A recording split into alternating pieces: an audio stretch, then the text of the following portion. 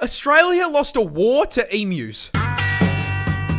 But how? How the f*** did we lose an armed conflict with flightless birds? Well, it all started in 1932 when farmers in Western Australia wanted to grow wheat. There was just one major problem. That's emu territory, and emus really like wheat. And coming in at 6 foot tall and 40 kilos in weight, they can eat a lot of it. So when breeding season came around, the emus migrated through the farmland, and these poor farmers were overwhelmed by a tyrannid swarm of man-sized poultry, 20,000 emus strong. These feathered tanks then proceeded to completely steamroll through the fences into the fields and started laying waste to the wheat. The farmers attempted to fight back the initial wave with rifle fire, but their efforts were, putting it lightly, completely useless. This ginormous L made the farmers pretty bloody angry, so they gathered together and went to the government to ask for help. Sir, 20,000 emus have hit the wheat fields.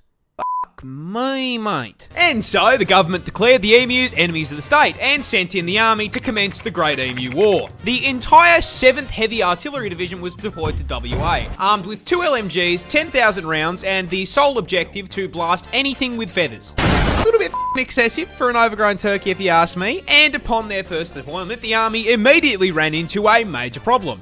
Emus are fast. I am speed. Really fast, clocking a top speed of 50 kilometers an hour, which meant that once they opened fire, the emus would immediately bolt out of range of their weapons. But they still took a crack at it, and then immediately stopped when both LMGs jammed after only dropping 12 emus. This embarrassment led the army to retreat and rethink their plan. So a few weeks later they returned, this time mounting the LMGs on trucks in an attempt to run the birds down. However, this also didn't work, because after figuring out that those trucks meant they were about to be turned into a KFC family bucket, the emus started leaving scout birds who would warn the flock of the approaching trucks, which gave them all enough time to book it before the army even got there. And whenever they did catch the emus, they found out they were kind of... Because emus are mostly feathers, and there's a lot of places you can hit on them without doing any damage, meaning it was taking around 10 bullets for every 1 bird. So after a month of blood, sweat, tears, and 10,000 rounds of ammunition, the army managed to bring down 960. The population was 20,000. This was an issue as, unlike America, our defense budget is not a bottomless pit. So the army had wasted all that money to achieve absolutely fuck all. So the government just kind of built a really long, really shit fence around the farms and called it a day. How the fuck did we lose this? I could have done a better job with a boomerang and a cricket bat. Put them on down!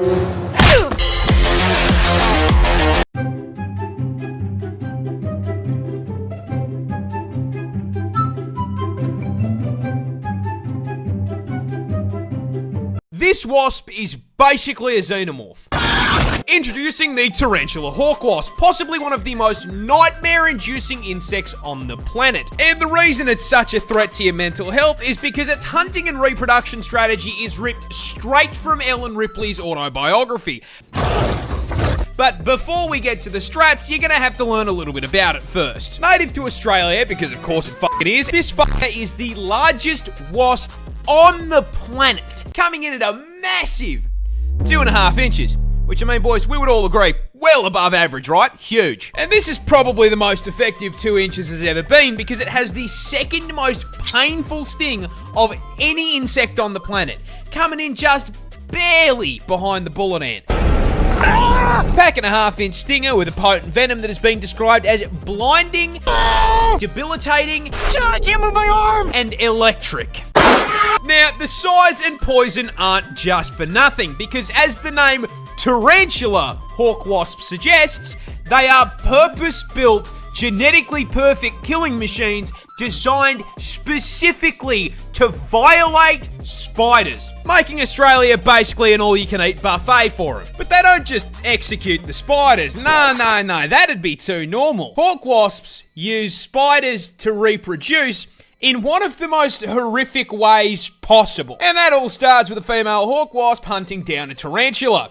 As the buff bulking spider takes a wrong turn down a dark alley, the hawk wasp, noticing the 8 sets of TNs on his feet, proceeds to fucking jump him, flying down from above to land a sting into the spider's abdomen, instantly and permanently paralyzing it. The Bug Harbor Butcher then proceeds to drag the still completely conscious and aware spider into an isolated kill room, which is where the fucked up part really begins. Because our wasp isn't hungry, it's pregnant, and proceeds to lay its egg on the paralyzed spider's abdomen. After about 3 to 4 days, that egg hatches into a larvae.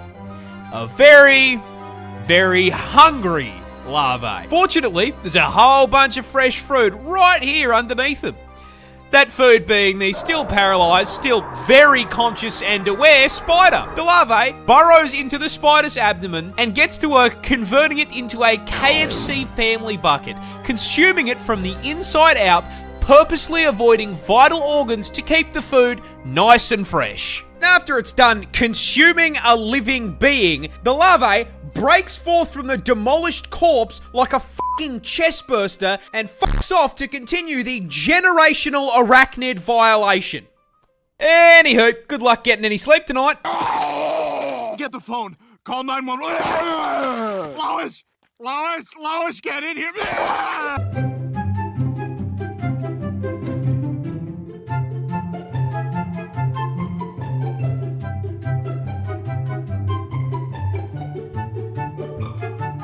Komodo dragons are horror villains. I mean, seriously, this industrial-sized lizard is easily one of the biggest assholes in the animal kingdom when it comes to hunting methods, packing a PhD in suffering and a double degree in biological warfare purely because they cannot be expending effort to hunt. You see, Godzilla's little cousin here is the largest lizard in the world, weighing up to 166 kilos and being a full 3.13 meters in length, which means, for the short kings in my audience, if you're brave enough, bang a mode of transport right there. Michael, don't leave me here.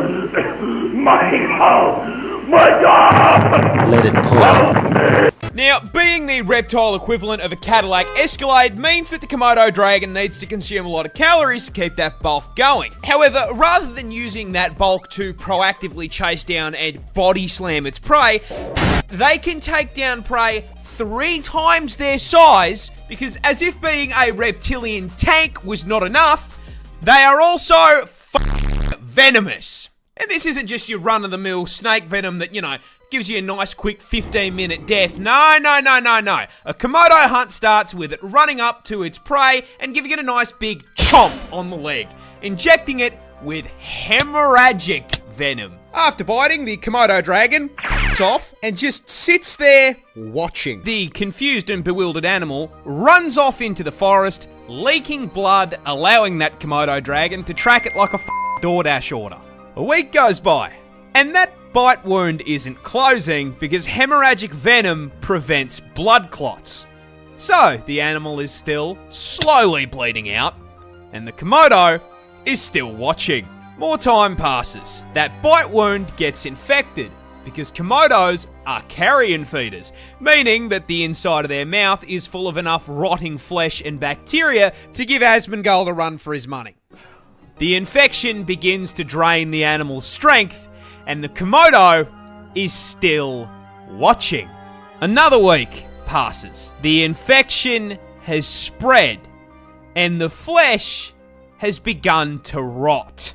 And you best believe that ass lizard is still there watching like he's waiting for his meal to heat up in the microwave. Once the bleeding, disease-ridden animal becomes too exhausted to move on its own and collapses, the Komodo strolls over and eats it alive, shredding it into chunks if it's larger, or if it's small enough, swallowing it whole as it screams on the way down. Even for me, man, that's fucked. Mr. Krabs, hit the triangle right now! What?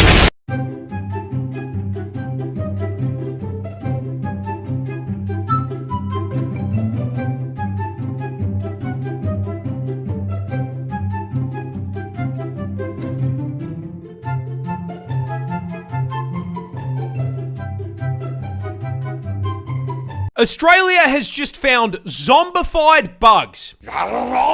That's right, we are closer to the Walking Dead Down Under than you think. You see, just recently, a scientist by the name of Dr. Francois Broussard made a trek out to the remote savannah of the Northern Territory, with the goal of finding and cataloguing brand new species of insect unknown to science. I mean, me personally, I think we've found more than enough bugs, especially considering that half of them can send me directly into the f***ing soil. But what do I know, right? Anyway, on his trip to the middle of f***ing nowhere, he stumbled across a colony of spiny savanna ants, which is a pretty normal thing to find out there. However, getting closer, he noticed something a little off. You see, the main ant colony was fine, completely normal. However, the several disfigured and deformed ant corpses clamped onto shoots of grass surrounding the colony like a Bug's Life version of Vlad the Inhaler. Yeah, those were significantly less normal. Broussard, mildly unsettled by the ant gore on his timeline, took samples for inspection and upon getting a closer look, realised something both really cool and really spooky. The ants had been overtaken by fungus. Big old red ones. More accurately, a previously unknown strain of the cordyceps fungus, infamous around the globe for its ability to create zombie bugs. And the way it does it is unbelievably horrific. You see, it begins with a spore landing on an ant and producing a thin, rope-like strand that penetrates and attaches to their exoskeleton. At which point, the ant gets a little timer on his hotbar, counting down to a family reunion with his ancestors. Once inside, the fungus begins to take control of the ant's body and brain function, completely changing their behavior, replacing their colony-focused mindset with one single goal: climb. Its fungus-riddled mind drags its rapidly deteriorating body to the closest high point, which is usually a plant, with its final act being to clamp its mandibles onto the stem in a death grip, finally succumbing to the infection and being completely consumed, its corpse blossoming into a fully grown cordyceps fungus and raining down spores onto the rest of the colony to continue the cycle of infection. Now look, I know this fungus is found elsewhere in the world, but it's a new strain, and it was found in Australia. With my luck, I'm going to be playing The Last of Us against couch-sized spiders within the fucking week. Came back from the dead just to keep torturing me? Have you seen the views these videos get? We're gonna milk this thing for every drop we can. Yeah!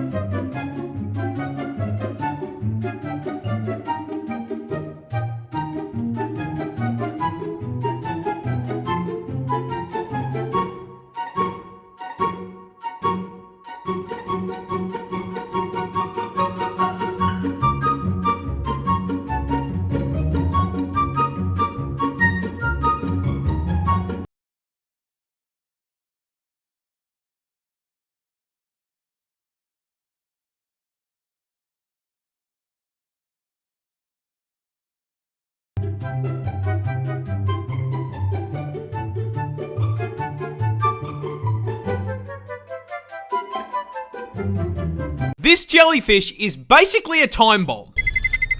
Introducing the Irukandji, a species of jellyfish native to the northern waters of the land down under, and possibly my least favourite animal in the entire ocean, because it is just a massive, spiteful Well, massive is misleading, as this little guy is tiny. I mean, ridiculously small, being not much bigger than your fingernail at the head and basically completely f***ing invisible to the naked eye. This is a fairly major problem, because behind that halo cloak frame they are dragging 3-foot-long tentacles and shocking absolutely no one. Say the line, Bart! It is one of the most venomous jellyfish in the ocean.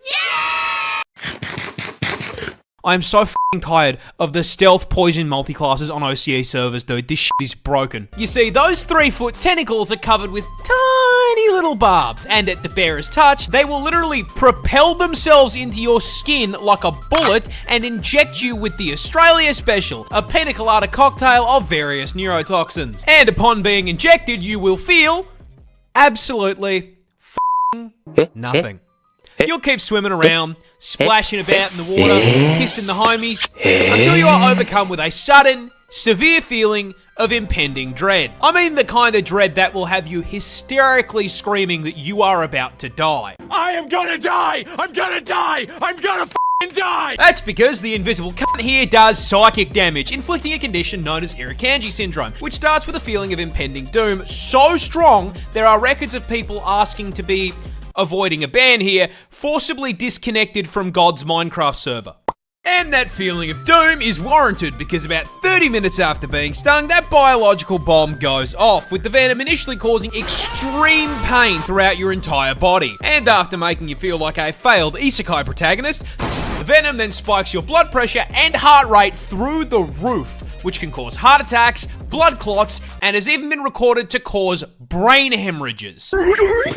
And the f***ed up part is, it doesn't have an anti-venom. This thing sneak attacks you, waits 30 minutes, sends you a private DM telling you it got your ass, and there is not a f***ing thing you can do about it. Toxic little shit. Turn on the TV, they hit the Pentagon! They hit the fucking Pentagon! Spiders are scary, but hey, at least they can't get you in the water, right? Yeah, that nightmare is a fishing spider. Native to the land down under, because of course it fucking is. And you may be wondering why the f*** this thing is pulling a Jesus. Well, you see, fishing spiders have no webs, which means they can't just wait for a fly to clothesline itself when they're hungry. No, when they want to feed, Michael, don't leave me here. they gotta hop in the ute, drive down to the waterfront, and get ready to do some serious fishing. Now, last I checked, spiders can't just go down to BCF and buy a fishing rod. No, these little guys need to get hands-on, or, Like after you're done with it. should I say feet? Because they start their hunt by resting their forelegs on the water's surface. These legs are covered in incredibly sensitive hairs, which detect tiny little ripples and vibrations from the water, basically giving them their prey's fucking IP address. Not only finding their location, but also doxing what fucking species it is. Uncooked fish finger located. All that's left to do is, you know, go out and grab him. But, how? Well, no, he's not wearing 4 pairs of Frostwalker boots. Those long legs are also coated in hydrophobic hair. This allows them to put their weight on the water without breaking the surface tension. This means that when they see their prey, they can simply Jesus towards it at Mach 5 and fucking grab it. Biting it with venomous fangs that inject, you guessed it, Say the line, Bart! neurotoxin. And once it's paralysed, they drag it back to the shore and have a feed. Ah, wait, this one's too small, we gotta throw him back. Be free! I call this a hospital visit. Stay away from me! We're going on an adventure.